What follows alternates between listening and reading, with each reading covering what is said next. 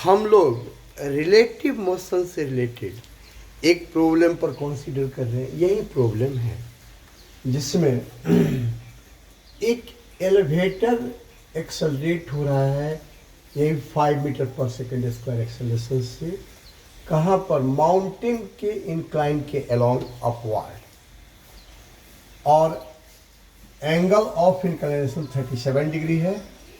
इसके अलावा वेलोसिटी जो है ये इसमें से एलिवेटर से एक पार्टिकल को थ्रो किया गया है 2 मीटर हाइट से, उसका वेलोसिटी है यहाँ पर 7.5 मीटर पर सेकेंड। कहाँ की ओर? हॉरिजॉन्टल के साथ 37 डिग्री एंगल पर डाउनवर्ड डायरेक्शन में, ये इसी डायरेक्शन में थ्रो किया गया। तो हमें ये पता करना है कि कितने देर के बाद कितना टाइम लगेगा, फर्स्ट क्वेश्चन में कितना टाइम लगेगा पार्टिकल को बॉटम तक पहुंचने के लिए, इसके बॉटम तक पहुंचने के लिए एलिवेटर की।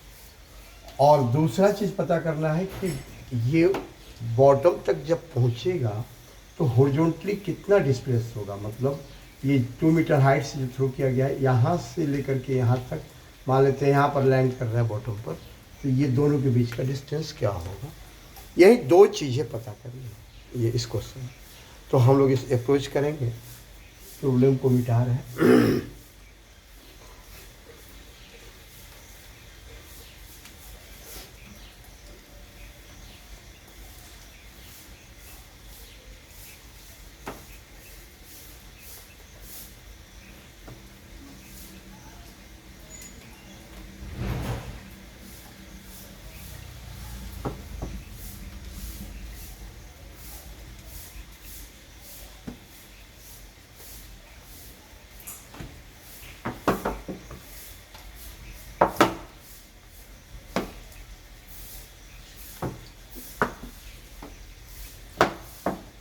हम लोग रिलेटिव मोशन की कॉन्सेप्ट को कैसे यूज करेंगे इसमें देखना है।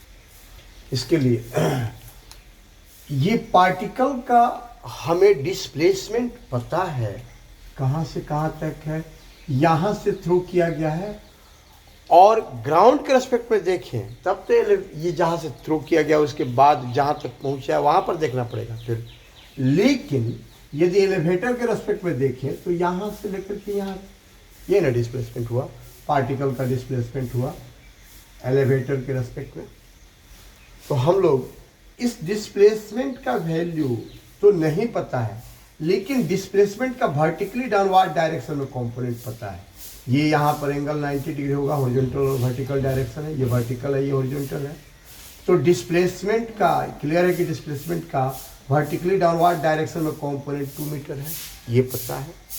किसी वेक्टर का कंपोनेंट जब फाइंड करना होता है तो वेक्टर के फाइनल पॉइंट से परपेंडिकुलर ड्रॉ कर देते हैं और इनिशियल पॉइंट से भी, वहीं जो दोनों पॉइंट्स के बीच का डिस्टेंस होता है वही होता है परपेंडिकुलर। यहाँ पर दोनों परपेंडिकुलर्स के बीच का डिस्टेंस वही होता है, सॉरी कंपोनेंट उस वेक्टर का इस डायरेक्शन में।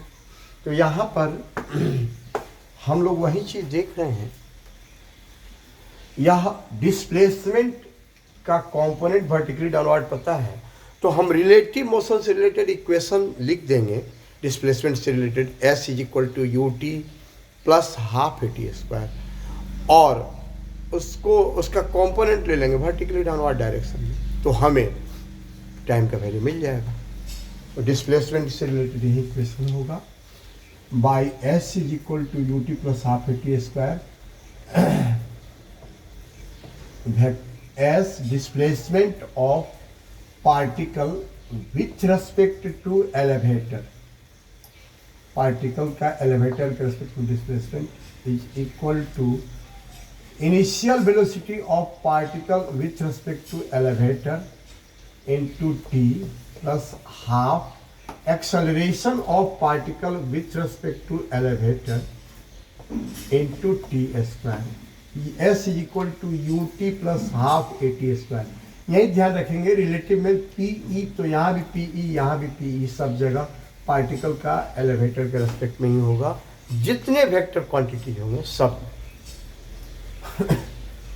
तो यह UPE ये तो पता है 15/2 मीटर पर सेकेंड है, चूँकि उसी से थ्रो किया गया है तो उसी के रेस्पेक्ट में वो वेलोसिटी है 7.5 मीटर पर सेकेंड है, ये पता है। लेकिन एलिवेटर का पार्टिकल का एक्सेलरेशन और एलिवेटर का एक्सेलरेशन ये दोनों अलग अलग है, तो उसका उसके रेस्पेक्ट में नहीं पता है। मतलब पार्टिकल का एक्सेलरेशन एलिवेटर के रेस्पेक्ट में नहीं पता है, तो दोनों को अलग अलग लिख देंगे और दोनों कंपोनेंट्स देख लेंगे। तो ये displacement of particle with respect to elevator is equal to SPE is equal to UPE को ऐसे ही छोड़ देंगे, और ये acceleration of particle with respect to elevator जो है इसको लिख देंगे acceleration of particle with respect to ground minus acceleration of elevator with respect to ground into T²। यही हो जाएगा। इसी का कंपोनेंट वर्टिकली डाउनवर्ड ले लेंगे, तो अलोंग वर्टिकली डाउनवर्ड।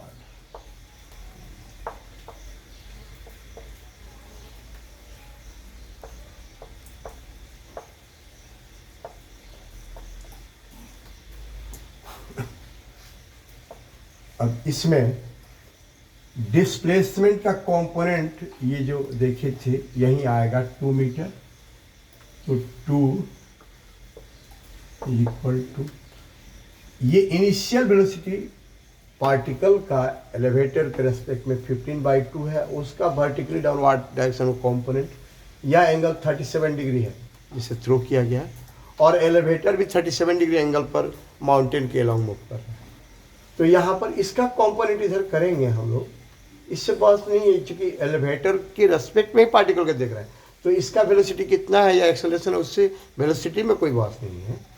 तो इसलिए 15/2 का कंपोनेंट वर्टिकली डाउनवर्ड हो जाएगा, एंगल 53 डिग्री हो जाएगा ये। तो 15/2 cos 53 डिग्री, यहाँ पर cos 53 is equal to 3/5 into U into T, यहाँ पर छूट गया T इंटू टाइम T का वैल्यू फाइंड करना, plus half acceleration of particle with respect to ground. तो जब हम पार्टिकल को थ्रो कर देंगे तो वो चला जाएगा स्पेस में, मतलब एयर में, जिसमें एक्सेलरेशन ड्यू टू ग्रेविटी ही उसके पास एक्सेलरेशन होगा G वर्टिकली डाउनवर्ड, जिसका वैल्यू यहाँ पर 10 ले लेते हैं। तो ये हो जाएगा 10 माइनस एलिवेटर का ग्राउंड के रेस्पेक्ट में एक्सेलरेशन ये दिया गया है यहाँ पर क्वेश्चन में 5 मीटर पर सेकेंड स्क्वायर। क्वेश्चन में दिया गया है एलिवेटर ग्राउंड के रेस्पेक्ट में एक्सेलरेट हो रहा है 5 मीटर पर सेकेंड स्क्वायर से। तो यह एलिवेटर का एक्सेलरेशन कहाँ की ओर है, इंक्लाइन के अलोंग अपवार्ड है, एंगल 37 डिग्री है, ये भी एंगल 37 डिग्री है, और ये 5 है। तो 5 का कंपोनेंट कहाँ लेना है, वर्टिकली डाउनवर्ड हमें लेना है, क्योंकि वर्टिकली डाउनवर्ड कंपोनेंट ले। तो यहाँ पर ये एंगल 37 डिग्री है, ये 5 मीटर पर सेकेंड स्क्वायर है। तो इसका कंपोनेंट वर्टिकली अपवार्ड फाइंड करके 53 डिग्री एंगल पर, और उसमें माइनस लगा देंगे तो डाउनवर्ड हो जाएगा। तो हो जाएगा यहाँ पर माइनस, उसमें लगाएंगे तो माइनस और माइनस क्या हो जाएगा, प्लस हो जाएगा, और 5 का कंपोनेंट अपवार्ड 5 cos 53 यानी 5 इंटू 3/5 होगा T²।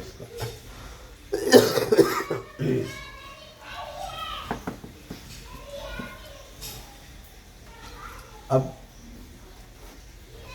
यहाँ पर 2 मीटर है, मीटर यूनिट छोड़ देंगे। यहाँ पर 5 3 जा 15, 3 3 जा 9/2t, और प्लस 1/2, 5 5 यहाँ भी कैंसिल हो गया, 10 + 13, 1/2 into 13t², 2 is equal to. तो हम यहाँ पर 2 को इधर भेजेंगे तो 4 इज इक्वल टू हो जाएगा 9t + 13t², और इसी को लिख सकते हैं, और 13t² + 9t - 4 is equal to 0। Linear factorisation से दिख रहा है कि 90 को 13 और -4 लिख सकते हैं। 90 को लिख देंगे 13t² + 13t - 4t -4 is equal to 0। तो दिख रहा है यहाँ पर 13t t+1 -4 t+1। तो इससे क्या हो जाएगा, t+1 से जो वैल्यू मिलेगा टाइम का तो पॉसिबल ही नहीं है, लिख देते हैं एक बार 13t -4 is equal to 0।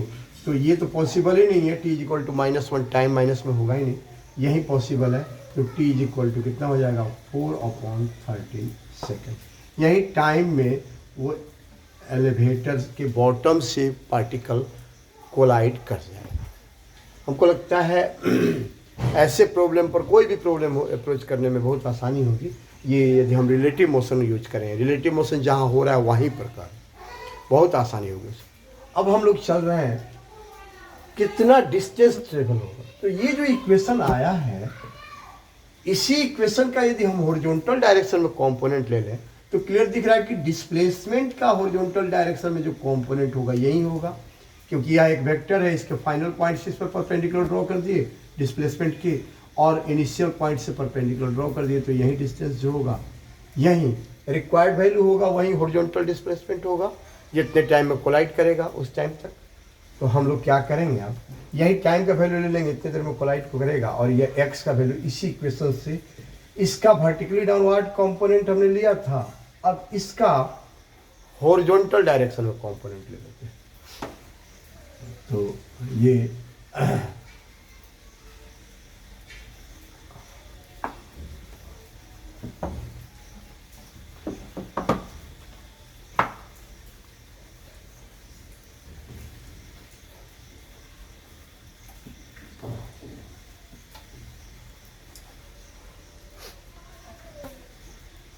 along horizontal चल रहे हैं, along horizontal डायरेक्शन चल।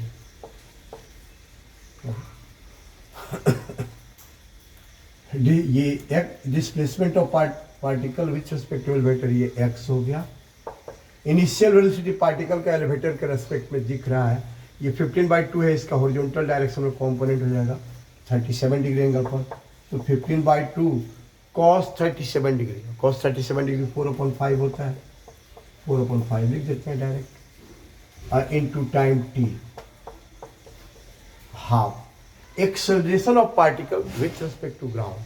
तो वो तो दिख रहा है क्लियर, g वर्टिकली डाउनवर्ड होता है एक्सेलरेशन, g वर्टिकली डाउनवर्ड होता है, और हॉरिजॉन्टल डायरेक्शन में इसका कंपोनेंट देखेंगे तो एंगल 90 डिग्री, तो 0 हो जाएगा।